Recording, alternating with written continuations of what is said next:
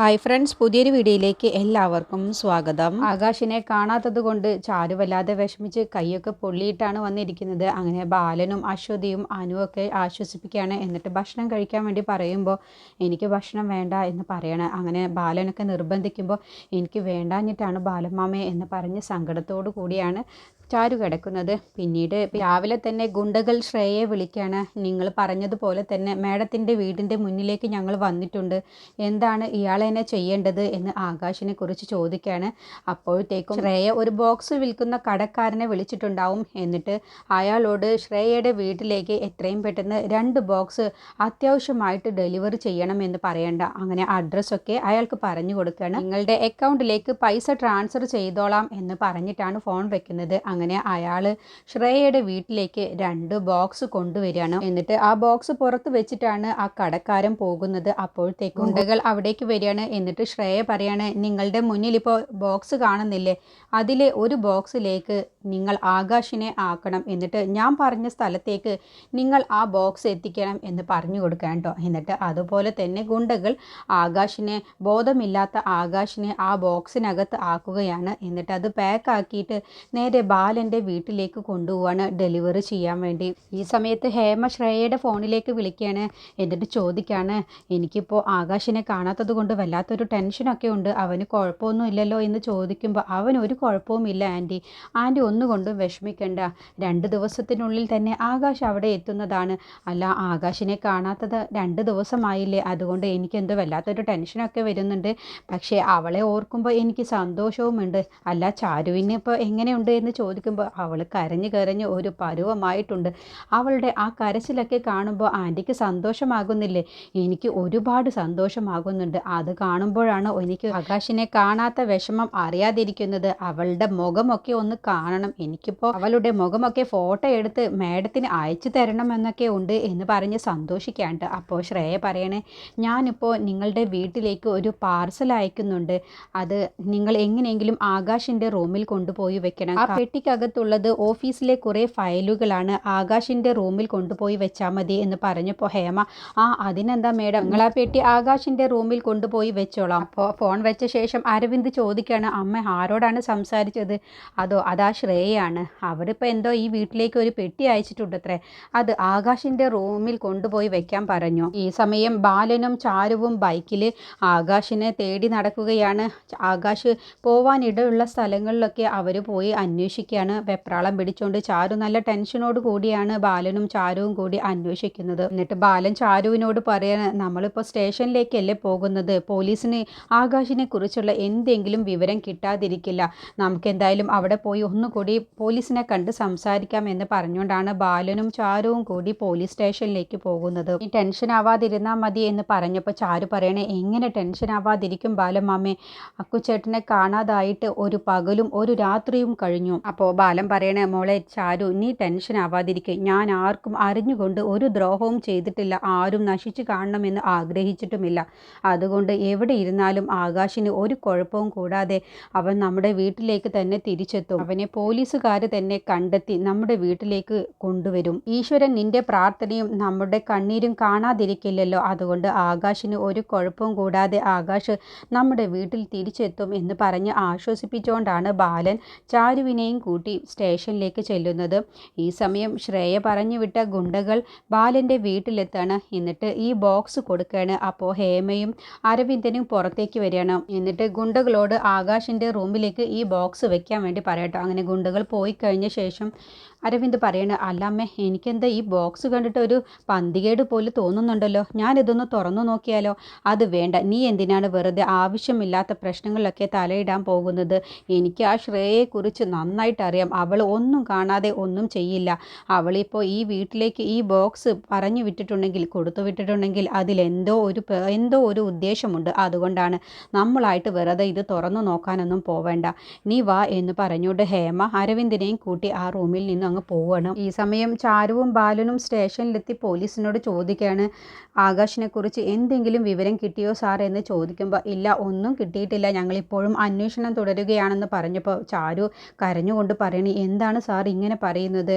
അക്കുച്ചേട്ടനെ കാണാതായിട്ട് 24 മണിക്കൂറായി, ഇപ്പോഴും നിങ്ങൾ അന്വേഷിക്കുകയാണെന്ന് പറയുന്നു. നിങ്ങളിങ്ങനെ ടെൻഷൻ ആവാതിരിക്കുക, ഞങ്ങൾ കൺട്രോൾ റൂമിലൊക്കെ വിളിച്ചു പറഞ്ഞിട്ടുണ്ട്. പിന്നെ നിങ്ങളുടെ മകൻ്റെ നമ്പർ ഇപ്പോൾ ട്രേസ് ചെയ്തുകൊണ്ടിരിക്കുകയാണ്. എന്നിട്ട് നിങ്ങളുടെ മകൻ്റെ ഫോൺ എവിടെയാണ് ഉള്ളത്, ലൊക്കേഷൻ എവിടെയാണെന്നുള്ളത് ഞങ്ങളത് കണ്ടുപിടിച്ച് നിങ്ങളുടെ മുന്നിൽ തന്നെ എത്തിച്ചിരിക്കും. അതുവരെ നിങ്ങളൊന്ന് സമാധാനപ്പെടും. ഇപ്പോൾ ചാരു പറയണേ, അതിന് അക്കുച്ചേട്ടൻ്റെ ഫോൺ സ്വിച്ച് ഓഫ് ആണല്ലോ, പിന്നെ നിങ്ങൾ എങ്ങനെ അക്കുച്ചേട്ടൻ്റെ ഫോൺ വെച്ച് നിങ്ങൾക്ക് ട്രേസ് ചെയ്ത് കണ്ടുപിടിക്കാൻ വേണ്ടി പറ്റും? അപ്പോൾ പോലീസ് പറയണേ, അതിനും പറ്റും, സ്വിച്ച് ഓഫ് ആണെങ്കിലും കൂടിയിട്ട് മൊബൈലിൻ്റെ IMEI വെച്ച് നമുക്ക് ഈസിയായി കണ്ടുപിടിക്കാൻ പറ്റും. മണിക്കൂറിനുള്ളിൽ തന്നെ നിങ്ങളുടെ മകൻ എവിടെയാണെങ്കിലും നമുക്ക് കണ്ടുപിടിക്കാൻ കഴിയും. നിങ്ങൾ ഇപ്പോൾ സമാധാനത്തോടു കൂടി പോവാൻ നോക്കി എന്ന് പറയുമ്പോൾ ചാരു പറയണേ, എന്ത് സമാധാനം? ഞങ്ങളുടെ എല്ലാവരുടെയും സമാധാനവും ആശ്വാസവും ധൈര്യവും ഒക്കെ അക്കുച്ചേട്ടനാണ്. അക്കുച്ചേട്ടൻ എന്തെങ്കിലും സംഭവിച്ചാൽ പിന്നെ ഞങ്ങൾ ആരും ജീവനോടെ ഉണ്ടാവില്ല എന്നൊക്കെ കരഞ്ഞുകൊണ്ട് ചാരു പറയുമ്പോൾ പോലീസ് പറയണേ, എന്തിനാണ് നിങ്ങൾ ഇങ്ങനെയൊക്കെ പറയുന്നത്? നിങ്ങളുടെ ആകാശിന് ഒന്നും സംഭവിക്കില്ല, ഞങ്ങൾ പറയുന്നത് നിങ്ങളൊന്ന് വിശ്വസിക്കുക, നിങ്ങൾ ധൈര്യമായിട്ട് വീട്ടിലേക്ക് പൊയ്ക്കോ. അപ്പോൾ ബാലനും കണ്ണ് നിറഞ്ഞോട് പറയണേ, എൻ്റെ മോന് എന്തെങ്കിലും സംഭവിച്ചാൽ പിന്നെ ഞങ്ങൾ ആരും ജീവനോടെ ഉണ്ടാവില്ല എന്ന് പറഞ്ഞപ്പോൾ പോലീസ് പറയണേ, എന്താണ് സാർ നിങ്ങൾ ഇങ്ങനെ പറയുന്നത്? മരുമകളെ ആശ്വസിപ്പിക്കുന്നതിന് പകരം നിങ്ങളും ഇങ്ങനെയൊക്കെ പറഞ്ഞു തുടങ്ങിയാൽ എങ്ങനെ ശരിയാവും? പിന്നെ നിങ്ങളുടെ മകൻ എവിടെയാണെങ്കിലും ഞങ്ങൾ കണ്ടുപിടിച്ച് നിങ്ങളുടെ വീട്ടിലേക്കാണോ കൊണ്ടുവരേണ്ടത് അതോ ജയിലിലേക്കാണോ പറഞ്ഞു വിടേണ്ടത് എന്നുള്ളത് ഞങ്ങൾ ആദ്യം കണ്ടുപിടിക്കട്ടെ. അത് കേട്ടപ്പോൾ ചാരു പറയണേ, ഇല്ല, അക്കുച്ചേട്ടൻ ഒരിക്കലും പണത്തിന് വേണ്ടി ഇങ്ങനെ ചെയ്യില്ല. അക്കുച്ചേട്ടൻ അങ്ങനെ പണത്തിന് വേണ്ടി ഇങ്ങനെ ചെയ്യേണ്ട ഒരു ആവശ്യവുമില്ല. എൻ്റെ സംശയം, എൻ്റെ അക്കുച്ചേട്ടൻ്റെ കയ്യിലുള്ള പണം മോഹിച്ച് ആരോ എൻ്റെ അക്കുച്ചേട്ടനെ തട്ടിക്കൊണ്ടുപോയതാണെന്നാണ് എനിക്ക് തോന്നുന്നത്. നിങ്ങൾ പറയുന്നതിലും കാര്യമുണ്ട്, അതുകൊണ്ട് നിങ്ങളിപ്പോൾ ധൈര്യമായിട്ട് വീട്ടിലേക്ക് പൊയ്ക്കോ എന്ന് പറയുമ്പോഴത്തേക്കാണ് പോലീസിൻ്റെ ഫോണിലേക്ക് ഒരു കോള് വരുന്നത്. അപ്പോൾ ആകാശിൻ്റെ ലൊക്കേഷൻ ഇപ്പോൾ എവിടെയാണ് ഉള്ളത് എന്ന് മനസ്സിലായി എന്ന് പറഞ്ഞുള്ള ആ കോളാണ് കേട്ടോ വരുന്നത്. അപ്പോൾ പോലീസും ബാലനും ചാരുവും കൂടി നേരെ ബാലൻ്റെ വീട്ടിലേക്ക് പോവുകയാണ്. അപ്പോൾ പോലീസിൻ്റെ ജീപ്പ് ഫോളോ ചെയ്തിട്ടാണ് ബാലനും ചാരുവും ബൈക്കിൽ പോകുന്നത്. അപ്പോൾ ചാരു പറയണ, അല്ല ബാലമാമേ, ഇപ്പോൾ പോലീസ് വണ്ടി പോകുന്നത് നമ്മുടെ വീട്ടിലേക്കുള്ള വഴിയിലാണല്ലോ. അപ്പോൾ ബാലൻ പറയണ, അത് തന്നെയാണ് എനിക്കും ചാരു സംശയം വരുന്നത്, എന്തായാലും നമുക്ക് നോക്കാം. പോലീസ് ബാലൻ്റെ വീടിൻ്റെ മുന്നിൽ പോയി നിൽക്കുകയാണ്. അപ്പോൾ ബാലനും ചാരുവും ചോദിക്കുകയാണ്, അല്ല സാർ, ഞങ്ങൾ അക്കുച്ചേട്ടനെ കാണാതായി നിങ്ങളുടെ അടുത്ത് കംപ്ലൈൻറ്റ് വന്നു, പക്ഷേ നിങ്ങളെന്തിനാണ് ഞങ്ങളുടെ വീട്ടിലേക്ക് വന്നിട്ടുള്ളത്? നിങ്ങളുടെ മകൻ്റെ ഫോണിൻ്റെ ലൊക്കേഷൻ കാണിക്കുന്നത് ഇവിടെയാണ്. അപ്പോൾ ബാലനും ചാരുവും പറയണ, അക്കുച്ചേട്ടൻ ഇവിടെ ഇല്ല, അതുകൊണ്ടല്ലേ നിങ്ങളോട് പറഞ്ഞത് കംപ്ലൈൻറ്റ് തന്നതും. ഞങ്ങളുടെ വീട്ടിൽ അക്കുച്ചേട്ടൻ ഉണ്ടെങ്കിൽ പിന്നെ എന്തിനാണ് നിങ്ങളുടെ അടുത്ത് വന്ന് കംപ്ലൈൻറ്റ് തരേണ്ട ആവശ്യം? നിങ്ങൾ പറയുന്നതൊക്കെ ശരി തന്നെയാണ്, പക്ഷേ നിങ്ങളുടെ മകൻ്റെ ഫോണിൻ്റെ ലൊക്കേഷൻ കാണിക്കുന്നത് ഇവിടെയാണ്. ഒരു പക്ഷേ ഫോൺ ഇവിടെ ഉണ്ടെങ്കിലോ? ഇല്ല, അക്കുച്ചേട്ടൻ ഫോൺ കൊണ്ടുപോയതാണ്, ഞാനത് കണ്ടതാണ്, അക്കുച്ചേട്ടൻ ഫോൺ എടുത്ത് കൊണ്ടുപോയതാണ് എന്ന് പറയുമ്പോൾ, അതെ, നിങ്ങൾ പറയുന്നതൊക്കെ ശരി തന്നെയാണ്, പക്ഷേ ഞങ്ങൾക്ക് നിങ്ങളുടെ വീടൊന്ന് പരിശോധിക്കണം. നിങ്ങളുടെ ആകാശ് ഫോൺ കൊണ്ടുപോയിട്ടുണ്ടോ ഇല്ലയോ, അത് ആകാശ് തന്നെ ഇവിടെ ഉണ്ടോ എന്നുള്ളത് നമുക്കൊന്ന് നോക്കാമല്ലോ എന്ന് പറഞ്ഞുകൊണ്ട് പോലീസ് അവരെയും കൂട്ടി നേരെ ബാലൻ്റെ വീട്ടിൽ പോയി നോക്കുകയാണ്. അപ്പോഴത്തേക്കും പോലീസിനെ കണ്ടപ്പോൾ രമേശനും അശ്വതിയും അനുവും ഹേമയും അരവിന്ദും ഒക്കെ പുറത്തേക്ക് വരികയാണ്. എന്നിട്ട് ആകാശിൻ്റെ റൂമിലേക്കാണ് ലൊക്കേഷൻ കാണിക്കുന്നത്. അപ്പോഴാണ് ആകാശിൻ്റെ റൂമിൽ പോലീസ് ചെന്ന് നോക്കുമ്പോൾ അവിടെ ഒരു പെട്ടി ഇരിക്കുന്നത് കാണാണ്. അപ്പോൾ പോലീസ് പറയണേ, ഇതെന്താണ് ഈ ബോക്സിലുള്ളത് എന്ന് ചോദിക്കുമ്പോൾ ബാലനും ചാരും അറിയില്ല, ഞങ്ങൾക്കറിയില്ല, എന്നാൽ ഇത് തുറന്നു നോക്ക് എന്ന് പോലീസ് കോൺസ്റ്റബിളിനോട് പറയട്ടോ. എങ്ങനെ പോലീസ് ആ പെട്ടി തുറന്നു നോക്കണം. അപ്പോൾ ഹേമയും അരവിന്ദനും പറയണേ, കണ്ടില്ലേ, ആകാശിനെ കാണാത്തത് കൊണ്ട് ആ ചാരുവിൻ്റെ ഒക്കെ ഒരു ടെൻഷൻ കണ്ടില്ലേ? അപ്പോൾ ഹേമ പറയണേ, അത് കാണുമ്പോഴാടാ എനിക്ക് വല്ലാത്ത സന്തോഷം വരുന്നത് എന്ന് ഹേമ അരവിന്ദനോട് പറയട്ടോ. അങ്ങനെ പോലീസ് ആ പെട്ടി തുറന്നു നോക്കുമ്പോഴാണ് അതിൽ ആകാശിനെ കാണുന്നത്. അപ്പോൾ ആകാശ് ബോധമില്ലാതെ തന്നെയാണ് പെട്ടിനകത്തിരിക്കുന്നത്. അത് കണ്ടതോടുകൂടി ബാലനും ചാരും ഒക്കെ ഞെട്ടിപ്പോവാണ്. അശ്വതിയും അനുവും ഹേമയും അരവിന്ദനും ഒക്കെ അങ്ങ് ഞെട്ടിപ്പോവാണ്. എന്നിട്ട് ബാലനും ചാരുവും അശ്വതിയും രമേശനും അനുവൊക്കെ കരഞ്ഞുകൊണ്ട് അക്കുചേട്ടാ എന്ന് പറഞ്ഞ് ചാരു ഓടി ചെല്ലുകയാണ് ആ പെട്ടിയുടെ അടുത്തേക്ക്. എന്നിട്ട് എല്ലാവരും കൂടി ചേർന്ന് ആകാശിനെ ആ പെട്ടിക്കകത്ത് നിന്ന് പുറത്തേക്ക് എടുക്കുകയാണ്. എന്നിട്ട് ആകാശിൻ്റെ മുഖത്തേക്ക് വെള്ളം തെളിക്കുകയാണ്. അങ്ങനെ കുറച്ച് കഴിഞ്ഞപ്പോഴത്തേനും ആകാശിന് ബോധം തെളിയുകയാണ്. അപ്പോൾ ഹേമ അരവിന്ദനോട് പറയാണ്, നമ്മൾ വിചാരിച്ചതുപോലെ ഒന്നല്ലല്ലോ ആ ശ്രേയ, ഞാൻ കരുതിയത് ആകാശിൻ്റെ കയ്യിലുള്ള 15 ലക്ഷം രൂപ ഈ പെട്ടിക്കകത്ത് വെച്ച് പൂട്ടി ഇവിടെ ആകാശിന് കൊടുക്കാൻ വേണ്ടി കൊണ്ടുവച്ചതായിരിക്കുമെന്നാണ്. എന്നിട്ട് ആകാശിനെ എവിടെയെങ്കിലും മാറ്റി വെച്ചിട്ടുണ്ടാവും എന്നാണ് ഞാൻ കരുതിയത്. പക്ഷേ ശ്രേയ ഇങ്ങനെയാണല്ലോ ചെയ്തത് എന്ന് പറഞ്ഞപ്പോൾ അരവിന്ദ് പറയണ, അമ്മേ ഒന്നും മിണ്ടാതിരിക്ക്. അമ്മയുടെ വായിൽ നിന്ന് പോലീസോ ഇവിടെ വീട്ടിലുള്ള ആരെങ്കിലും കേട്ടാലേ ഇപ്പോൾ നമ്മളാണ് ഇനി അകത്ത് പോകാൻ പോവുക. അതുകൊണ്ട് അമ്മ കുറച്ചു നേരം മിണ്ടാതിരിക്കുക. എന്താണ് സംഭവിച്ചത് എന്ന് നമുക്കൊന്ന് നോക്കാം എന്ന് പറഞ്ഞ് ആകാശ് എന്താണ് പറയുന്നത് എന്ന് കേൾക്കാം എന്ന് പറഞ്ഞ് അവർ രണ്ടുപേരും കൂടി അവരുടെ അടുത്തേക്ക് ചെല്ലാൻ കേട്ടോ. എന്നിട്ട് ആകാശിനോട് ബാലനും ചാരു ഒക്കെ ചോദിക്കുകയാണ്, എന്താണ് മോനെ ഉണ്ടായത് എന്ന് ചോദിക്കണം. അപ്പോൾ ചാരു ആകാശിന് വെള്ളം കൊടുക്കുകയാണ്. അപ്പോൾ ആ വെള്ളം ഭ്രാന്തത്തോട് കൂടി ഒറ്റയടിക്ക് വെള്ളം കുടിക്കുകയാണ്. അപ്പോൾ ബാലനും ചാരും പതിയെ കുടിക്കുക അക്കുച്ചേട്ടാ എന്ന് പറയാട്ടോ. അങ്ങനെ അക്കുച്ചേട്ടന് ഇപ്പോൾ കുഴപ്പമൊന്നുമില്ലല്ലോ, നമുക്ക് ഹോസ്പിറ്റലിലേക്ക് പോകണോ എന്ന് ചോദിക്കുമ്പോൾ ആകാശ് വേണ്ട, ഹോസ്പിറ്റലിലേക്കൊന്നും പോവേണ്ട, എനിക്കിപ്പോൾ ഒരു കുഴപ്പവുമില്ല. എന്നിട്ട് ബാലൻ ചോദിക്കുകയാണ്, എന്താണ് സംഭവിച്ചത് ആകാശ്, നീ എങ്ങനെയാണ് പെട്ടിക്കകത്തായത്, എങ്ങനെയാണ് പെട്ടി നമ്മുടെ വീട്ടിലേക്ക് എത്തിയത്? അച്ഛാ എനിക്കൊന്നും ഓർമ്മയില്ല അച്ഛാ. അല്ല മോനെ, നീ മാർക്കറ്റിലേക്ക് കളക്ഷൻ എടുക്കാൻ വേണ്ടി പോയതല്ലേ എന്ന് പറഞ്ഞ് ചോദിക്കുകയാണ് കേട്ടോ ബാലൻ. അപ്പോഴത്തേക്കും പോലീസ് പറയാണ്, മതി നിർത്ത്, നിങ്ങളുടെ എല്ലാവരുടെയും അഭിനയം അങ്ങ് നിർത്തിയേക്ക്. എന്താ സാർ പറയുന്നത്? ഡ്രാമയോ? എന്ത് ഡ്രാമ?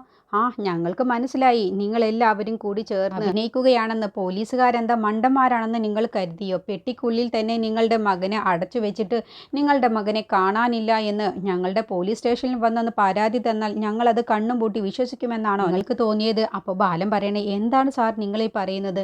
ഞങ്ങൾ എന്തിനാണ് ഞങ്ങളുടെ മകനെ ഞങ്ങളുടെ വീട്ടിൽ തന്നെ ഒളിപ്പിച്ച് ഞങ്ങൾ നിങ്ങളുടെ അടുത്ത് വന്ന് പരാതി തരേണ്ട എന്താവശ്യമാണ് ഞങ്ങൾക്കുള്ളത്? അതിൻ്റെ എന്താവശ്യമാണ് ഞങ്ങൾക്കുള്ളത് എന്ന് ചോദിച്ചപ്പോൾ അത് നിങ്ങൾക്ക് മനസ്സിലായി. നിങ്ങൾക്ക് ഈ 15 ലക്ഷം രൂപ സ്വന്തമാക്കാൻ വേണ്ടി, ഈ 15 ലക്ഷം രൂപ നിങ്ങൾ എടുക്കാൻ വേണ്ടിയിട്ടാണ് നിങ്ങളുടെ മകനെ കൊണ്ട് ഇങ്ങനെ ഒരു നാടകം നിങ്ങൾ തയ്യാറാക്കിയിട്ടുള്ളത്. അപ്പോൾ ചാരു പറയണേ, എന്താണ് സാർ നിങ്ങൾ ഈ പറയുന്നത്? ഞങ്ങൾക്ക് എന്തിനാണ് ഈ 15 ലക്ഷം രൂപ എടുക്കേണ്ട ആവശ്യം? നിങ്ങളെന്താ ഈ വീട്ടിൽ വന്ന് കയറിയപ്പോൾ നിങ്ങൾക്ക് മനസ്സിലായില്ലേ ഞങ്ങളുടെ അന്തസ്സിനെ കുറിച്ചും അഭിമാനത്തെക്കുറിച്ചും, ഞങ്ങൾ എത്രത്തോളം അധികം ഞങ്ങൾക്ക് വരുമാനമുണ്ട് എന്നുള്ളതൊക്കെ നിങ്ങൾക്ക് മനസ്സിലായില്ലേ? പിന്നെ എന്തിനാണ് ഞങ്ങൾക്ക് ഈ 15 ലക്ഷം രൂപയുടെ ഒരു ആവശ്യം? ഇനിയിപ്പോൾ നിങ്ങൾക്കത് വിശ്വാസമില്ലെങ്കിൽ നിങ്ങൾ നാട്ടുകാരോട് നാലാരോട് പോയി ചോദിച്ചു നോക്ക്. ഞങ്ങളെക്കുറിച്ച് അവർ തന്നെ നിങ്ങളോട് പറഞ്ഞു തരും. നാട്ടുകാർ എല്ലാവരും ബാലമാഷിനെ കുറിച്ച് ചോദിച്ചാൽ എല്ലാവരും തൊഴുതുകൊണ്ട് വാതോരാതെ പറയും. അത്രത്തോളം അന്തസ്സും അഭിമാനവുമുള്ള ഞങ്ങൾക്ക് എന്തിനാണ് സാർ ഈ 15 ലക്ഷം രൂപയ്ക്ക് ഇങ്ങനെ അഭിനയിക്കേണ്ട ആവശ്യം? നിങ്ങൾ പറയുന്നതൊക്കെ ശരിയാണെങ്കിൽ പിന്നെ എങ്ങനെയാണ് നിങ്ങളുടെ ഭർത്താവുള്ള ഈ പെട്ടി നിങ്ങളുടെ റൂമിൽ വന്നത്? അപ്പോൾ ബാലൻ പറയാണ്, അത് ഞങ്ങൾക്കറിയില്ല സാർ, ഞങ്ങൾക്കറിയില്ല എങ്ങനെയാണ് ഈ പെട്ടി ഇവിടെ വന്നത് എന്ന് പോലും ഞങ്ങൾക്കറിയില്ല. അപ്പോൾ പോലീസ് വീട്ടിലുള്ള എല്ലാവരോടും ചോദിക്കുകയാണ്, അപ്പോൾ നിങ്ങൾ ആരും ഈ പെട്ടി വന്നതും ആകാശിൻ്റെ റൂമിൽ കൊണ്ടുപോയി വെച്ചതൊന്നും നിങ്ങൾ കണ്ടില്ലേ എന്ന് ചോദിക്കുമ്പോൾ എല്ലാവരും പറയണേ, ഇല്ല ഞങ്ങൾ ആരും കണ്ടില്ല. അപ്പോൾ ഹേമ പറയണേ, സത്യമായിട്ടും ഞങ്ങൾ ആരും കണ്ടില്ല, ഈശ്വരനെ തൊട്ട് സത്യം ചെയ്യുന്നു, ഞങ്ങൾ ആരും ഈ പെട്ടി ഇവിടെ വന്നത് എങ്ങനെയാണെന്നുള്ളത് ഞങ്ങൾക്കറിയില്ല. അപ്പോൾ അരവിന്ദനും പറയണേ, ഞങ്ങൾ ആരും അറിഞ്ഞിട്ടില്ല, ഇങ്ങനെ ഒരു പെട്ടി വന്നതുപോലും ഞങ്ങൾക്കറിയില്ല എന്ന് അരവിന്ദനും പറഞ്ഞപ്പോൾ പോലീസ് പറയണേ ഹേമയോട്, നിങ്ങൾ നൊന്ത് പ്രസവിച്ച നിങ്ങളുടെ മകനെ ഈ പെട്ടിക്കകത്താക്കി ഈ വീട്ടിൽ കൊണ്ടുപോയി വെച്ചത് ആരാണെന്നുള്ളത് നിങ്ങൾക്ക് ആർക്കും അറിയില്ല. ആ പെട്ടിയിൽ നിങ്ങളുടെ മകനും 15 ലക്ഷം രൂപയും ഉണ്ട്, അതുപോലും നിങ്ങൾ ആരും കണ്ടില്ല എന്ന് പറയുമ്പോൾ അത് വിശ്വസിക്കാൻ കഴിയുന്നില്ലല്ലോ എന്ന് പോലീസ് പറയാണ്. അപ്പോൾ ഹേമ സ്വന്തം മകനെ ഇങ്ങനെ ഒരു അവസ്ഥയിലാക്കി ശ്രേയ ഇങ്ങനെ ഒരു ചതി ചെയ്തത് പോലും ഹേമയുടെ മനസ്സിലേക്കൊന്നും പതിയുന്നില്ല. അപ്പോഴും ചാരുവിനോടുള്ള പക മാത്രമാണ് ഹേമയുടെ മനസ്സിൽ. ശ്രേയ ചെയ്ത ആ കൊടും ചതി പോലും ഹേമ ഒരു മൈൻഡ് പോലും ചെയ്യാതെ ഹേമ ശ്രേയയ്ക്ക് വേണ്ടിയാണ് അപ്പോഴും കൂടെ നിന്ന് സംസാരിക്കാൻ ഒരുങ്ങുന്നത്. ഇതിനെക്കുറിച്ചുള്ള ബാക്കി റിവ്യൂ അടുത്ത വീഡിയോയിൽ പറയാം.